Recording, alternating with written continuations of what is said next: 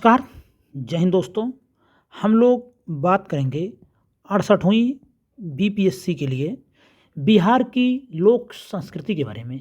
आपको बता दूं, यहाँ से आपको 2 से 3 प्रश्न, चाहे 68वीं बीपीएससी हो या जो 69 बीपीएससी होगी उसमें, या बीपीएससी का कोई भी एग्ज़ाम हो, बिहार दरोगा का एग्ज़ाम हो, बीएसएससी का एग्ज़ाम हो, कोई भी एग्ज़ाम हो, बिहार की कोई परीक्षा हो, वहाँ 2 से 3 प्रश्न बिहार की लोक संस्कृति से देखा जाता है।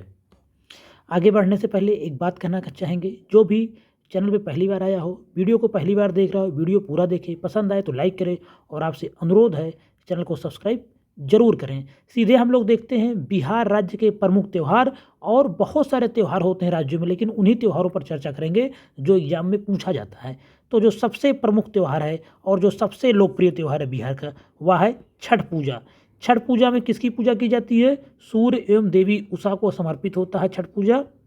वर्ष में 2 बार होता है, चैत्र माह में मार्च अप्रैल और कार्तिक माह में अक्टूबर नवंबर तक। यह 3 दिवसीय त्यौहार होता है। उसके बाद बात करेंगे समा चकेवा। पूछा जाता है कि समा चकेवा त्यौहार किस क्षेत्र में मनाया जाता है? तो यह मनाया जाता है मिथिलांचल क्षेत्र का त्यौहार है, भाई बहन को समर्पित त्यौहार है। याद रखेंगे, समा चकेवा किस क्षेत्र में है? मिथिलांचल। और किसको समर्पित है? तो भाई बहन को। दोनों में से प्रश्न बन सकता है। उसके बाद बात करेंगे नाग पंचमी त्यौहार की। नाग पूजा को समर्पित श्रावण मास की पंचमी, राजगीर का विशेषता यह त्यौहार है नाग पंचमी। तो यह कोई बहुत महत्वपूर्ण नहीं है। जो 2 महत्वपूर्ण त्यौहार हैं वह है समा चकेवा और छठ पूजा। उसके बाद बात करेंगे बिहुला त्यौहार।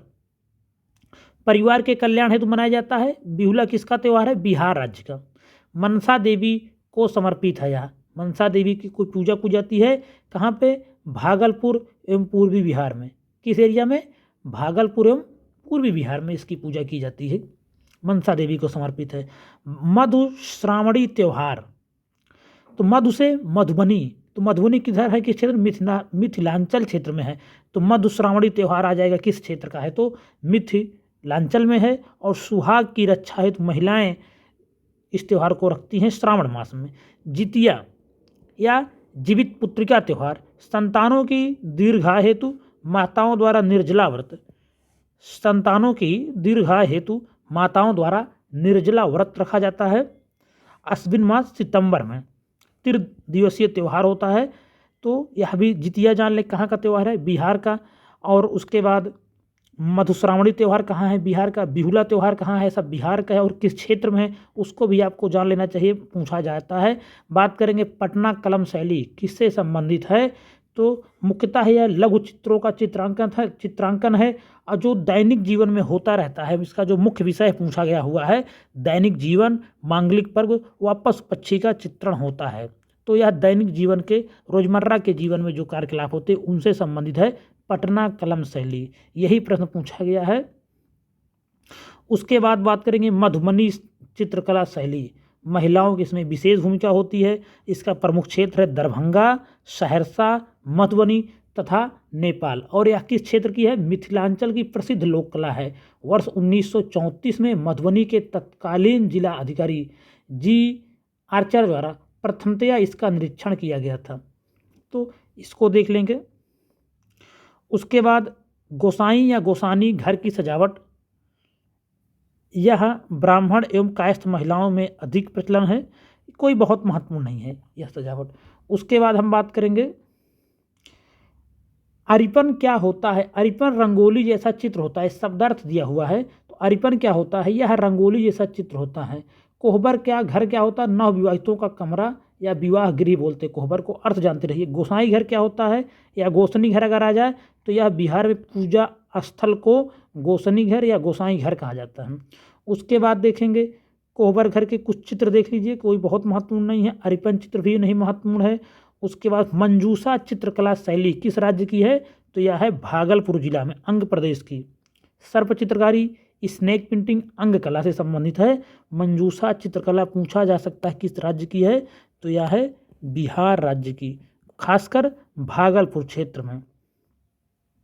उसके बाद बात करेंगे जाढ़ो पटिया चित्रकला। जाढ़ो पटिया चित्रकला शैली किस क्षेत्र की है? छोटा नागपुर क्षेत्र की, पूछा जा सकता है। संथाल समाज की लोक कथाएं इसका विषय है।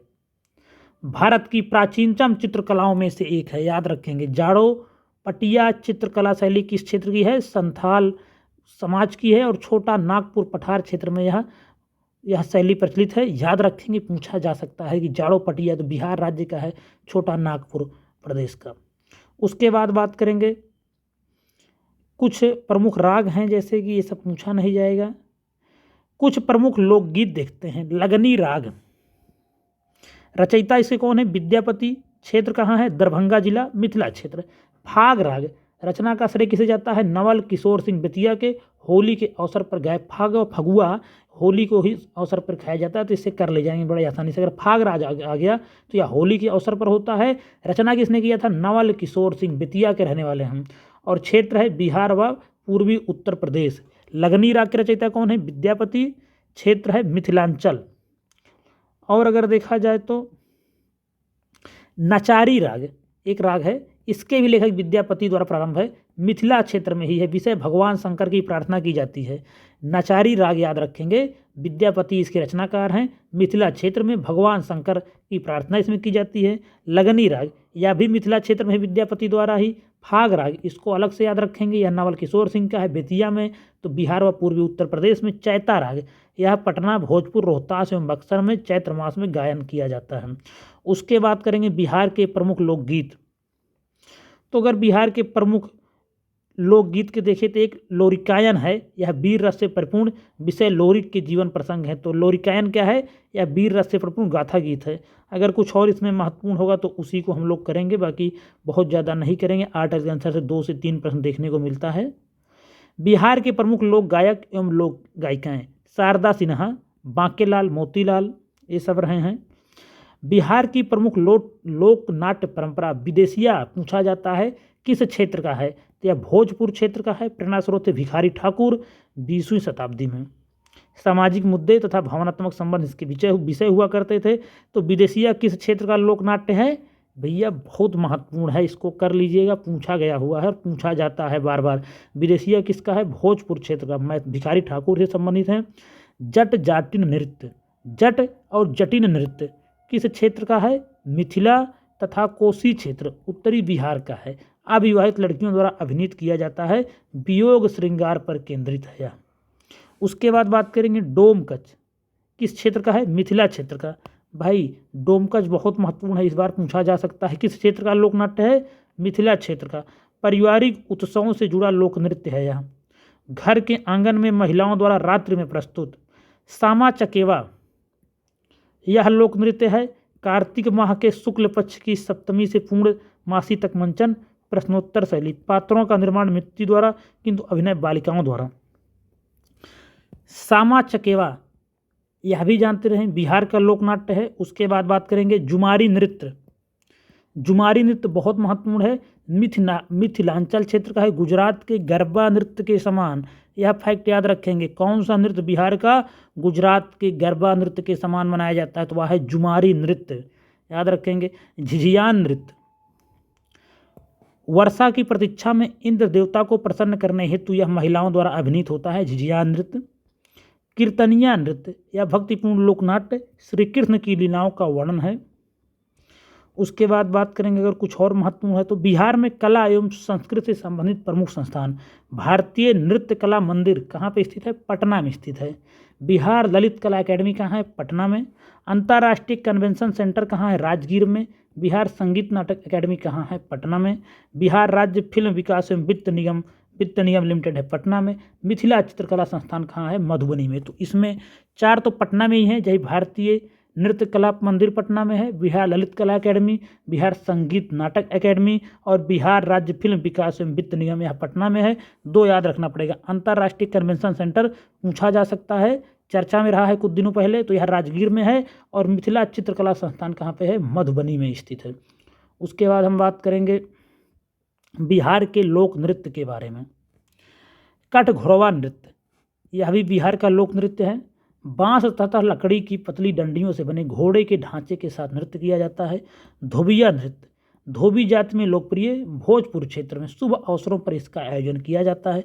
झिझिया नृत्य दुर्गा पूजा के अवसर पर आयोजन, गांव की महिलाओं द्वारा सिर पर एक घड़ा और उसके ऊपर जलता हुआ दीपक रखकर सामूहिक नृत्य किया जाता है। याद रखेंगे कैसे किया जाता है। गांव की महिलाओं द्वारा एक दीपक रखा जाता है, घड़ा रखा जाता है, फिर उसके ऊपर जलता हुआ दीपक रखकर सामूहिक नृत्य। उसके बाद बात करेंगे कर्मा नृत्य। मुंडा एवं उरांव आदिवासियों द्वारा फसल की बुआई एवं कटाई के अवसर पर संपन्न। वाद्य यंत्र है मादल, बांसुरी एवं तुरही। क्षेत्र है मुख्यतः बांका एवं पश्चिम चंपारण जिला।